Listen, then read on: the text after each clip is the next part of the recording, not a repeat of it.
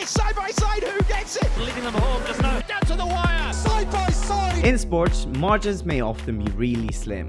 How can cameras help us decide a winner when margins are only fractions of a second? In this video, I want to do a deep dive into the cameras and tech which makes photo finishes possible. Let's go!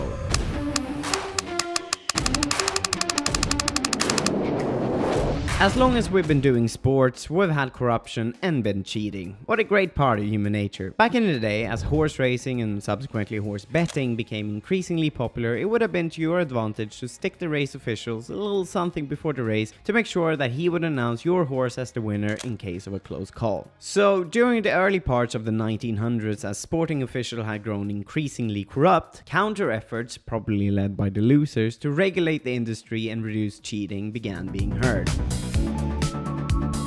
The oldest known record of a photo finish dates back to the 1890s and was made by John Charles Hemnet, who had earned a reputation to capture fast-moving subjects in an era where photography meant sitting super still for half an hour. Which is, by the way, why everyone from this time looks absolutely miserable. Proper specialized photo finishing equipment began being developed in the 1940s, and these cameras had the only purpose of capturing the critical moment at the finish line and clearly display the winner, without any corrupt officials being able to contest it. And once the photo finish camera systems were developed, the cameras became a hit. Turns out that most people doesn't like cheaters after all. And even though the cameras were developed in the middle of the Great Depression and racetracks were barely making any money, many chose to install a photo finishing system which often costed north of $300,000 because the cameras paid for themselves in a matter of days, as total bet sizes often doubled due to the security of a scientific indisputable result. One account from a racetrack in California saw total bets go from $221,000 in the last day of operations without a photo finishing system to $536,000 in the day following the installation, an increase of 142%. Plus,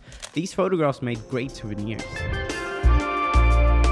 So how does a photo finish camera work? To find out, I went to my local parking lot to try and capture a photo finish myself. With the camera up on a balcony, pointing down and recording at 60 frames per second, I challenged myself to a race.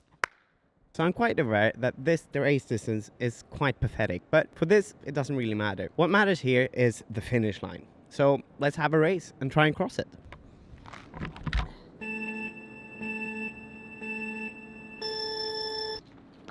So with this footage, we can then go frame by frame and determine the exact moment that I crossed the finish line. But wait a minute, these photos don't look anything like the photo finishes we see on TV. Where's the blur background and warped people? What have we done wrong here? Well, to understand the photo finish, we need to understand the concept of strip photography. No, not that kind of strip. As opposed to a conventional photograph, which captures a variety of locations at a fixed moment in time, strip photography swaps the time and space dimensions to show a variety of times at a fixed location. Bet you didn't see that we're gonna swap dimensions here. Sure, I do agree that it sounds quite complex when laid out like this, but trust me, it's really simple. If we use the parking lot race again, but instead of just playing it forward frame by frame, we cut out the piece from the finish line from each frame and then place these strips one after another, we get a visual representation of a variety of times at a fixed location. Overlay another couple of lines to better display the location of the competitor, and there! Now that looks more like a photo finish to me. That's why if I were to just stand still at the finish line, I would look like a long streak on the photo, since the time that I was captured at the finish line is for much longer.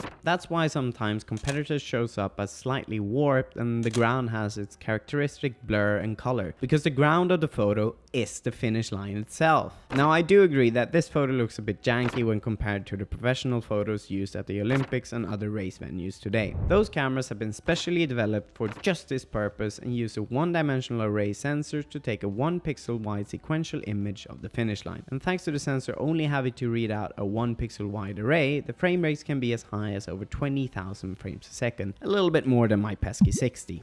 Thanks to digital photography, the photo finishing process has become way more simplified, accurate and instant. Back in the day when all of photography relied on film, the photo finishing systems could be compiled on a computer and thus also had to rely entirely on film. They achieved this through replacing the camera shutter with a vertical slit, which was was placed inside or in front of the camera, which then was aimed at the finish line. The film advance would then often be triggered by a small tripwire on the field, which would then send the film speeding past the slit at approximately the same speed as whatever they tried to capture. As you can imagine, a lot of the times this would go wrong due to the trigger going off at the wrong time or not at all, allowing the cheaters to get away with the help from the corrupt officials a few times more. So that's how photo finishes work. If you feel like we've enlightened you about this topic, please consider liking the video. Oh, then I give up. If you feel like we've enlightened you about this topic, please consider liking the video and subscribing to our channel. As you know, that really helps us out a lot. Thank you so much for watching, and I'll see you in the next one.